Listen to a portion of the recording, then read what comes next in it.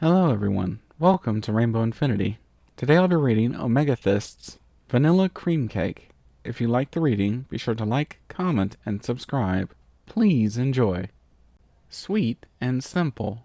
Outside Applejack's barn were several tables with various cakes, cupcakes, and a moderately sized stack of gifts. Surrounding the tables were orange and pink balloons everywhere Applejack looked. Such an odd color pairing, although Pinky ain't exactly a normal Earth pony. Applejack smirked at the thought, and watched as a much taller Twilight Sparkle was feeling her hoof around Sugar Bell's belly, with Big Mac watching the two mares interact. Applejack felt her heart brightening with a glowing light inside of her as she took it all in. It had been almost 2 years since Equestria united against and defeated the Legion of Doom, and about 5 months since Sugar Bell announced that she was expecting Big Mac's foal. Applejack glanced over at Rainbow Dash, who had her wing wrapped around Fluttershy, and expected that her new roommate was going to move out before long. Applejack smiled at the two Pegasus mares, and for her brother and his wife, knowing that even without a partner, Applejack knew that all of these ponies were here for her, and her birthday. As she walked over to the fold-in table closest to her, Applejack looked at the biggest cake that Pinky had brought, a simple vanilla cream cake with vanilla frosting, and a 2 and 5 candle together.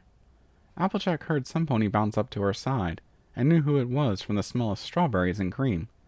"Hey, Pinky," Applejack stammered. Is this my birthday cake?" "It sure is." Pinky hopped up and down. "Isn't it perfect?" "Yeah, I guess. I just thought it'd be something more like an apple pie or cake." Applejack shrugged. "Well, I did bring apple empanadas, apple fritters, caramel apples." Pinky drifted off, and Applejack looked over and flinched at how wide Pinky's pupils were, like Applejack was all that existed in that very moment. "But this cake is one of my favorite cakes. It's a bestseller at the Sugar Cube Corner." "Huh. I thought you'd like something with 50 different candies on it." Applejack laughed a little. "Like an explosion of sugar enough to get you bouncing off the walls." "Oh, don't get me wrong. Those are pretty good too," Pinky explained. "And you'll try this cake soon enough, and I pinky promise that you'll love it. Walk with me?" "Oh, sure. Why not, Sugar Cube?" Applejack walked up the hill with Pinky bouncing beside her, and felt the sun shining brighter on the trees as her eyes went up and down, with each time Pinky jumped towards the sky and landed back down on the grass. "So, I heard Cheese Sandwich was back in town?" Yeah, he is." Pinky stopped bouncing up and down and gave a strained smile. "We've been hanging out a bit." "And do you see yourself with him?" Applejack spoke again as soon as she saw Pinky's smile fading. I figured as much." "Don't get me wrong, he's really fun to hang out with," Pinky insisted. "But do you remember how we treated each other when we first met? Competing to the point where I felt worthless as a party pony?" "Wait a second. He ain't going out of his way to make you feel worthless, is he?" Applejack growled. "No, not at all," Pinky gasped.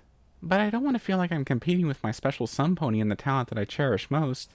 You saw what that did to me." "I understand," Applejack nodded.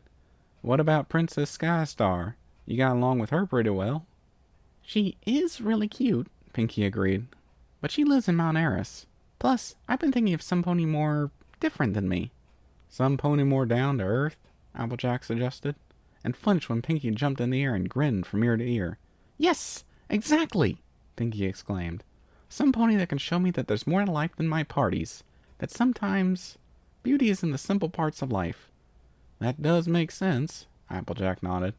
"I swore the Rainbow Dash moved in to make a move, but I've been seeing her hanging out with Fluttershy more and more. Which is fine, but it would have been nice to have a mare friend to be part of my family." "Family," Pinky nodded, staring deep into Applejack's eyes as she clarified. "Family is very important to me too." "How've they been, by the way?" Applejack asked. "Your other sisters find their special sun ponies?" "No, they've been taking care of the farm still," Pinky replied. "Although I've wanted them to move down here. There's so many more ponies to meet and talk to here, and I just don't want to see them just—" "Waste away," Applejack suggested, and noticed various strands of Pinky's mane straightening as she slowly nodded her head.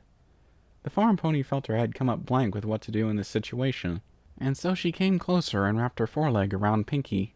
"It's okay, Pinky. I'm not quite sure how to help them without taking them away from the rock farm, but we can visit them and figure something out." "You mean that?" Pinky looked at Applejack, and their muzzles were centimeters apart as Applejack continued to hold Pinky in an embrace. I do, Applejack whispered, and barely had time to gasp as Pinky leaned forward, sealing the distance with a kiss that wasn't anything like Applejack had experienced before. All her life, it was taking care of apples by doing this or that, eat apple this or that. Everything was about apples. But Pinky's words became crystal clear as Applejack tasted an entirely new flavor on her lips. A bright and sweet flavor, yet tame and simple at the same time. Applejack couldn't put her hoof on the exact kind of flavor until she had returned to the party, her and Pinky walking with their pelts pressed against one another, as their friends rejoiced over the two mares getting together. Applejack then tried the cake, and tasted the exact same taste. Sweet and simple. Thank you for listening in. I hope you enjoyed the reading. Until next time, stay tuned.